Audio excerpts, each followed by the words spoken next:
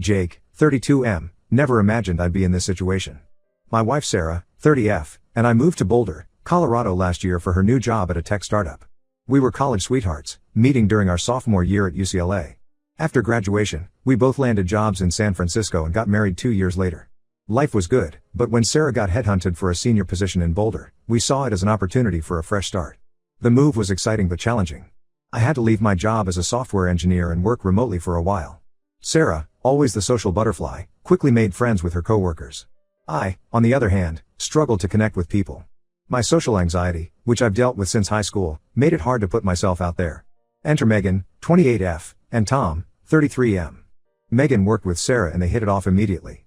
One Friday, about 2 months after we moved, Sarah invited them over for dinner. I was nervous about meeting new people, but to my surprise, Tom and I clicked right away. He was a laid-back guy who worked as a high school history teacher. We bonded over our love for obscure sci-fi movies and craft beer.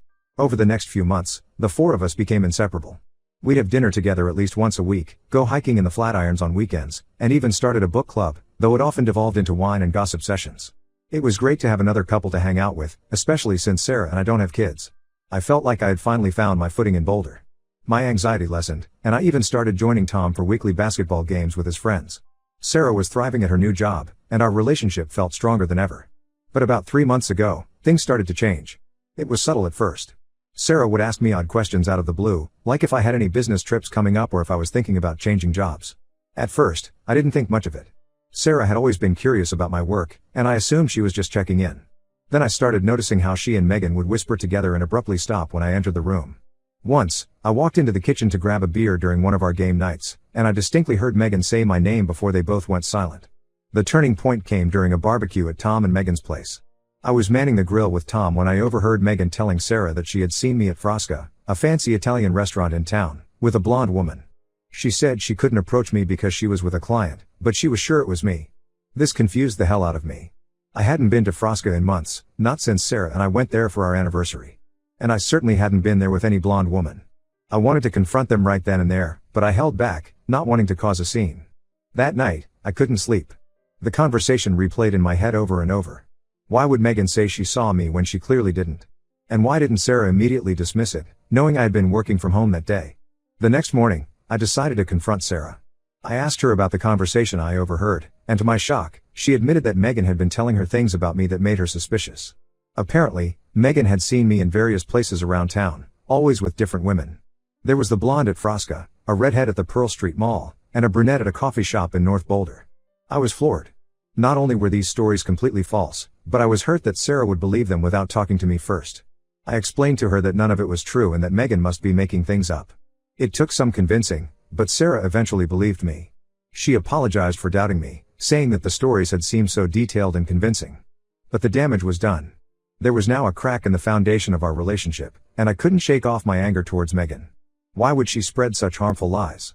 What did she have to gain from potentially ruining our marriage? I decided to do some digging on Megan. I talked to mutual friends and Sarah's coworkers, trying to find out more about her. Most people had nothing but nice things to say, which frustrated me even more. How could someone who seemed so nice be spreading such harmful lies?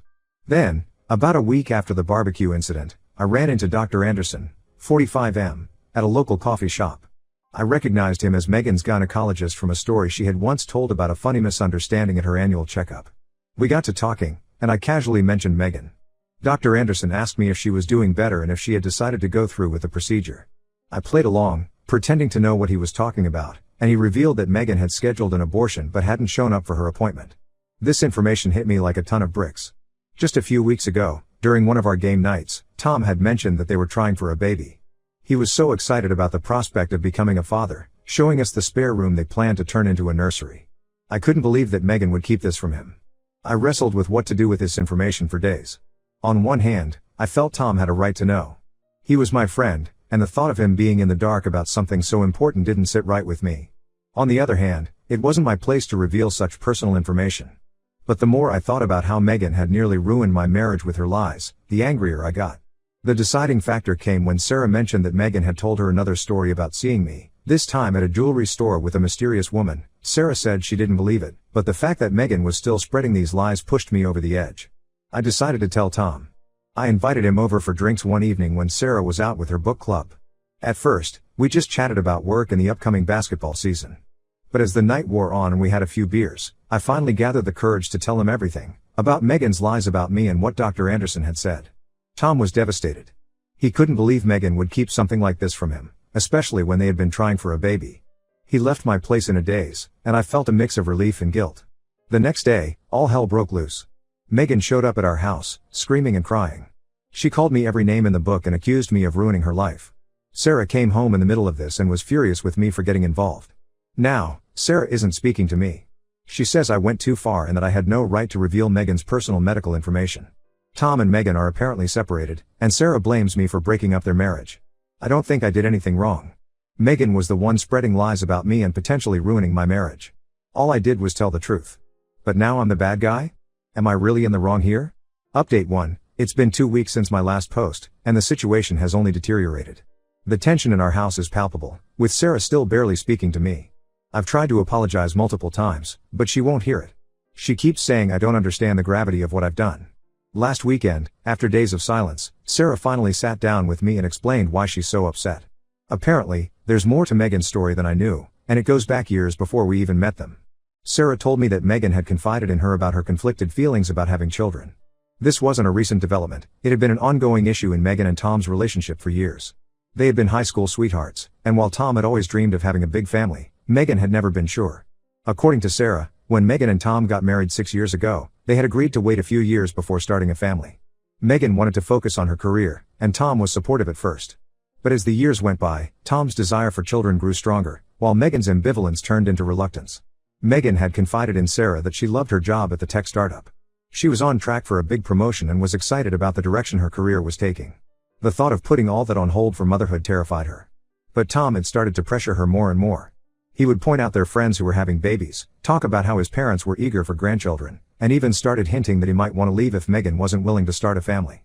Sarah says that Megan had finally agreed to try for a baby because she felt she had no choice. She was afraid of losing Tom, but she was also terrified of becoming a mother when she wasn't ready. When she found out she was pregnant, she panicked. She knew she wasn't ready and was scared of resenting the child or being a bad mother. That's why she had scheduled the abortion. She was planning to tell Tom everything, about her true feelings regarding motherhood, about the pregnancy, and about the abortion. She was just gathering the courage to do so, and had even made an appointment with a couples therapist to have the conversation in a safe environment. By revealing the information to Tom, I took away Megan's chance to be honest with her husband on her own terms. Sarah says that's why she's so upset with me, not just because I revealed private medical information, but because I interfered in a delicate situation that I didn't fully understand. I'm still processing all of this information. On one hand, I understand that Megan was in a difficult position. The pressure she was under from Tom must have been immense, and I can see why she might have made the decisions she did. But on the other hand, I still can't reconcile this with her behavior towards me. Why was she spreading lies about me? How does her difficult situation excuse potentially ruining my marriage? I tried to explain this to Sarah, but she's not having it.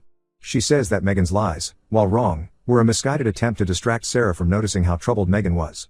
Apparently, Megan had been acting strange at work, often looking upset or distracted, and she was afraid Sarah would figure out what was going on. So she created this drama about me as a smokescreen. Sarah keeps saying that Megan's lies, while hurtful, were ultimately harmless compared to the damage I've done. She says I've destroyed a marriage over some petty revenge, and that I should have talked to her or confronted Megan directly instead of going nuclear. To make matters worse, I found out that Tom has moved out of his and Megan's house. He's staying with his brother and is apparently considering divorce. Megan has taken a leave of absence from work and, according to Sarah, is barely functioning. She's not eating, not sleeping, and is consumed with guilt and grief. I'm starting to feel the weight of my actions, but I'm also frustrated. Why am I being painted as the villain when Megan was the one who started all of this? I've tried to reach out to Tom, hoping to explain my side of things, but he's not responding to my calls or texts. Sarah and I are sleeping in separate rooms now. She says she needs time to process everything and decide if she can move past this. I'm scared that my marriage might be the next casualty in this mess. I don't know what to do. Should I try to make amends with Megan? Should I give Sarah space? I feel like I'm losing everything over something that wasn't even my fault to begin with. The irony of the situation isn't lost on me. In trying to protect my marriage from Megan's lies, I might have inadvertently ruined it myself. Update 2. It's been a month since my last update, and things have taken an unexpected turn. Sarah and I are in marriage counseling now. It was her idea, and while I was initially resistant, I agreed because I want to save our marriage. During our sessions, I've come to realize that while Megan's actions were wrong, my response was disproportionate. I let my anger and desire for revenge cloud my judgment. The counselor helped me see that I could have handled the situation differently, perhaps by confronting Megan directly or discussing it further with Sarah before taking such drastic action. Our counselor, Dr. Martinez, has been instrumental in helping us navigate this situation. She's encouraged us to communicate more openly and to try to understand each other's perspectives. It's been challenging, but also enlightening. Sarah has admitted that she should have trusted me more and not let Megan's lies affect our relationship. We've had long conversations about trust and communication, and we're slowly rebuilding what was broken. As for Megan and Tom, they're also in counseling. Tom reached out to me last week, which was unexpected. He was angry at first, understandably so. But he said that after some reflection and counseling sessions, he realized that Megan's lies about me were a symptom of larger issues in their relationship. Tom confessed that he had been putting a lot of pressure on Megan to have children, even though she had expressed doubts. He said he realizes now that he wasn't listening to her fears and concerns, and that he had made her feel like she had no choice. He thanked me for bringing everything to light, even if the way I did it wasn't ideal. Megan, on the other hand, still isn't speaking to me. Sarah says she's working through a lot in therapy and needs time. I understand that, and I'm giving her space. Sarah has maintained her friendship with Megan, which was initially hard for me to accept. But our counselor has helped me see that it's possible for Sarah to be friends with Megan while still being committed to our marriage. This whole experience has been a wake-up call for me. I've realized how easily relationships can be damaged by miscommunication and rash actions. Sarah and I are working on being more open with each other and not letting outside influences affect our marriage. Dr. Martinez has also helped me confront some of my own issues. My social anxiety, which I thought I had under control, clearly played a role in how I handled this situation. I'm now seeing a therapist individually to work on these issues. I'm not sure what the future holds, but I'm committed to learning from this experience and being a better partner and friend. Sarah and I have a long way to go, but I'm hopeful that we can come out of this stronger. Update 3, it's been 6 months since this whole ordeal began, and I wanted to provide a final update. A lot has changed, and I've done a lot of reflecting. Sarah and I are in a much better place now. Our marriage counseling sessions with Dr. Martinez have been incredibly helpful. We've learned to communicate better and to trust each other more. We've also set clearer boundaries with friends and agreed to always discuss any concerns directly with each other before letting them affect our relationship. One of the biggest lessons I've learned is the importance of empathy. I've realized that it's easy to judge others' actions without understanding the full context of their situation. This doesn't excuse harmful behavior, but it has made me more inclined to seek understanding before reacting. As for Megan and Tom, they've decided to divorce. It turns out their issues ran much deeper than just the pregnancy and abortion. They realized they wanted fundamentally different things in life and decided it was best to part ways. It's sad, but they both seem to be doing better individually. Megan and I finally had a conversation last month. Sarah arranged it, feeling it was necessary for all of us to move forward. It was tense and emotional, but necessary. We both apologized for our actions. She explained that her lies about me stemmed from her own insecurities and unhappiness in her marriage. It doesn't excuse what she did, but it helped me understand. I apologized for the way I handled the situation and for revealing her personal information.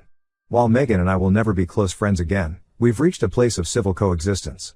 Sarah still maintains a friendship with her, which I've come to accept. It's not always easy, but I trust Sarah, and I understand that Megan's friendship is important to her. This experience has taught me a lot about the complexities of relationships, the importance of direct communication, and the dangers of acting out of anger or revenge. I'm not proud of how I handled things, but I'm grateful for the lessons learned. Sarah and I are focused on strengthening our relationship and looking forward to the future. We're even talking about starting a family of our own now, a conversation that this whole experience has made us approach with more honesty and openness. To everyone who offered advice and support throughout this journey, thank you. Your perspectives helped me see things more clearly and contributed to the positive changes in my life.